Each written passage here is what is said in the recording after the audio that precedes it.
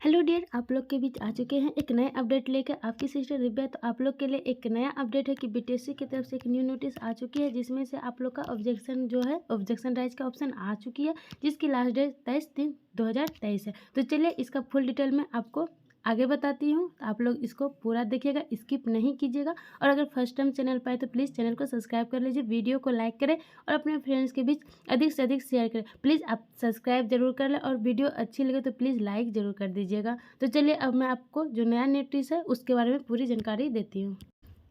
तो मैं पेज पे आ गई हूँ, आप देख सकते हैं ये नोटिस आपका 17/3/2023 का है और ये आपका ट्विटर नर्सिंग का नोटिस है, जिसका कि आप जानते हैं कि काउंसलिंग जो है वो आपका 1 मार्च से 2 मार्च तक को हुआ था। ठीक है, तो इसी को लेकर आपका ऑब्जेक्शन आ चुका है, यानी आप लोग का काउंसलिंग के बाद इन्होंने ऑब्जेक्शन का डेट दिया है, जिसका कि आप देख सकते हैं आपका जो ऑब्जेक्शन का डेट है वो आपको 18 से, यानी कि आज से ही आपका स्टार्ट हो रहा है ऑब्जेक्शन का। और आपका ये 23/3 तक आप 23/3 6 बजे तक आपका ये ऑब्जेक्शन का डेट है, यानी PM यानी शाम तक आपका 23 को लास्ट डेट आपका ऑब्जेक्शन का है। तो आप इसमें ये समझिए कि आप जो ऑब्जेक्शन है, जो कि ये अगर इन सब कारण है तो आप पे उस पर विचार नहीं किया जाएगा। तो क्या क्या इन्होंने कारण दिया है तो आप इसमें देख सकते हैं। और एक बात पहले आप जान लीजिए कि ये जो आपका काउंसलिंग के बाद जो दिया गया है, इसमें आप देख सकते हैं कि आपका क्या किया जाएगा। इसमें नाम, पिता का नाम, जन्म तिथि और आपका लिंग, कोटि और प्राप्तांक आदि संतुष्ट होना देगा, यानी आपको इसमें कितना अंक आया है वो भी ये इसमें शो करने वाला है। तो आप इसको पूरा देख लीजिएगा, क्योंकि ये आपको क्लियर हो जाएगा। किसी प्रकार आपको कन्फ्यूजन होता है तो वो कन्फ्यूजन आपकी दूर हो जाएगी। ठीक है, तो आप इसमें ये समझिए कि आपको किन किन पॉइंटों को समझना है ध्यान से, तो आप उसे अच्छे से सुनिएगा, इसकी बिल्कुल नहीं कीजिएगा, नहीं तो फिर आपको कन्फ्यूजन हो सकती है। ठीक है, तो चलिए अब मैं बात करने वाली हूँ कि इसमें कौन सी टॉपिक दिए गए। पहला है अनिवार्य शैक्षणिक योग्यता का प्रमाण पत्र संलग्न नहीं रहने के कारण अयोग्य, यानी अगर आपने डिप्लोमा नहीं दिया है इस वजह से आपको क्या किया गया है, आयोग को घोषित किया गया है। ठीक है, और उसमें कहा है अगर आपका जो डॉक्यूमेंट है उसका इशू डेट जो होना चाहिए वो आपका 23/2/2022 तक का होना अनिवार्य, यानी 23 तारीख के दूसरा महीना यानी फरवरी के अगर पहले का है या फिर आपका 23/2 तक का भी है तो वो मान्य होगा। और इसके बाद का है यानी 24 का है तो आपको मान्य नहीं किया गया, यानी 23 तक आपका लास्ट डेट इन्होंने किया है। ठीक है, आगे है उच्चतर योग्यता का प्रमाण पत्र नहीं रहने के कारण उच्चतर योग्यता का अंक नहीं दिया गया है। ठीक है, लेकिन उन्होंने क्या, जो भी ये जो आपका ट्यूटर का वैकेंसी था इसमें अपने BSc नर्सिंग वाले कैंडिडेट ने अप्लाई किए होंगे। ठीक है, अगर उन्होंने MSc नर्सिंग दिया है तो अगर उन्होंने सिर्फ क्या किया है, हायर क्वालिफिकेशन दे दिया, लेकिन उन्होंने क्या किया है, ये उच्चतर योग्यता के अंक हेतु अंक पत्र यानी आपने मार्कशीट सिर्फ दे दिए हैं और अपने कोर्स कंप्लीटेशन सर्टिफिकेट दिया है, तो इसका इन्होंने मान नहीं दिया, यानी आपको डिप्लोमा नहीं है तो इन्होंने आपको मान नहीं दिया है। ठीक है,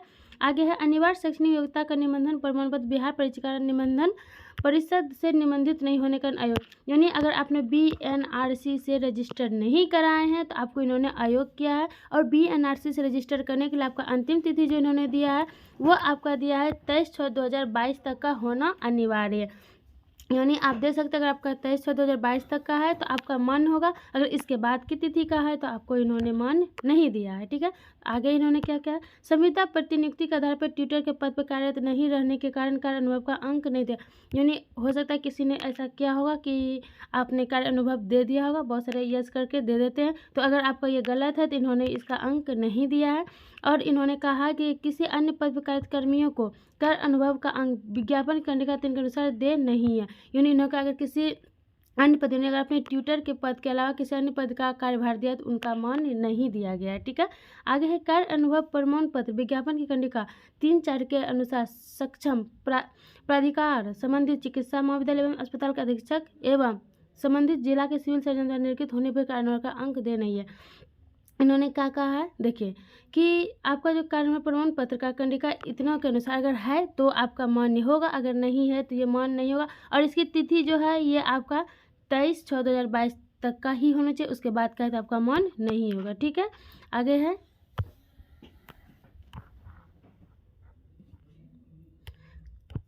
और इसमें एक चीज़ समझ लीजिए, आपका जो कार्य अनुभव का है उसमें आपका किसका होना आवश्यक है, अगर आप मेडिकल कॉलेज में कहीं पढ़ा रहे हैं तो वहाँ का जो अधीक्षक होंगे उसका होना चाहिए, या फिर आप जिस जिला में वहाँ का अगर सिविल सर्जन है तो उनका आपका अगर साइन होगा तो वो मान्य होगा, इसके अलावा किसी और के द्वारा अगर बना के देते हैं तो वो मान्य नहीं होगा।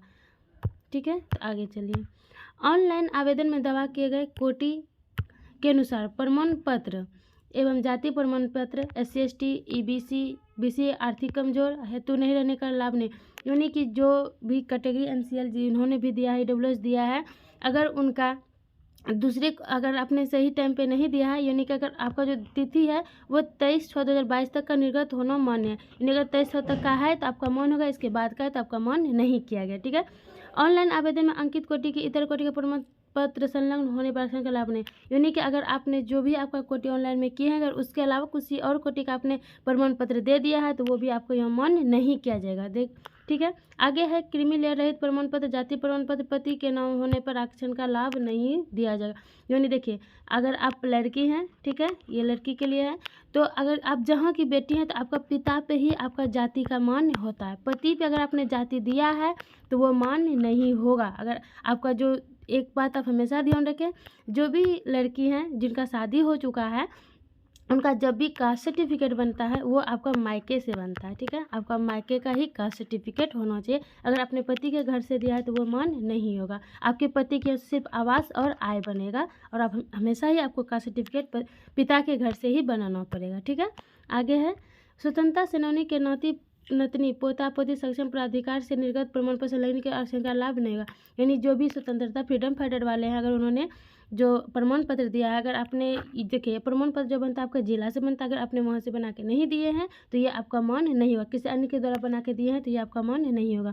दिव्यांगता प्रमाण पत्र संलग्न नहीं रहने के कारण दिव्यांगता का प्रतिशत 40% से कम आरक्षण का लाभ नहीं दिया गया, यानी जो भी विकलांग है उन्होंने अगर उनका जो प्रमाण पत्र का संलग्न नहीं किए हैं तो उनको लाभ नहीं मिलेगा, और अगर उनका दिव्यांगता भी तो वो 40% से कम है तो उसको आरक्षण का लाभ नहीं दिया गया। ठीक है, विज्ञापन में वर्णित न्यूनतम एवं अधिकतम उम्र सीमा का अर्हता को पूरा करने वाले अभ्यर्थी को अयोग्य घोषित किया, जो कि इसमें जो एज लिमिटेशन था अगर उससे कम है या फिर उससे ज़्यादा है, तो अगर उससे जो इसका अर्हता था उससे अगर कम या ज़्यादा है तो उस कंडीशन में आपको अयोग्य घोषित किया गया है। इस पर आप ऑब्जेक्शन करेंगे तो ये नहीं सुनने वाले हैं। ठीक है, आगे देख चलिए।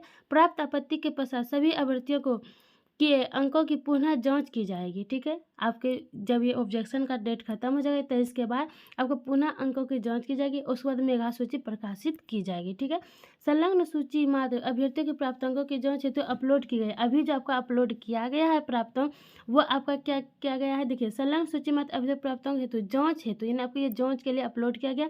इसे चयन सूची या मेगा सूची नहीं समझा, यानी अभी इसको सिलेक्शन आप लिस्ट नहीं समझ सकते, ये आपको जांच हेतु अपलोड किया। कि कोई ऑब्जेक्शन है तो आप ऑब्जेक्शन कीजिए, अगर किसी प्रकार की गलत है तो आप उस पर ऑब्जेक्शन कर सकते हैं। तो यही जानकारी देनी थी। आई होप आपको ये वीडियो अच्छी लगी हो, तो आप अपने फ्रेंड्स के बीच शेयर करें और वीडियो को लाइक करें। Thank you.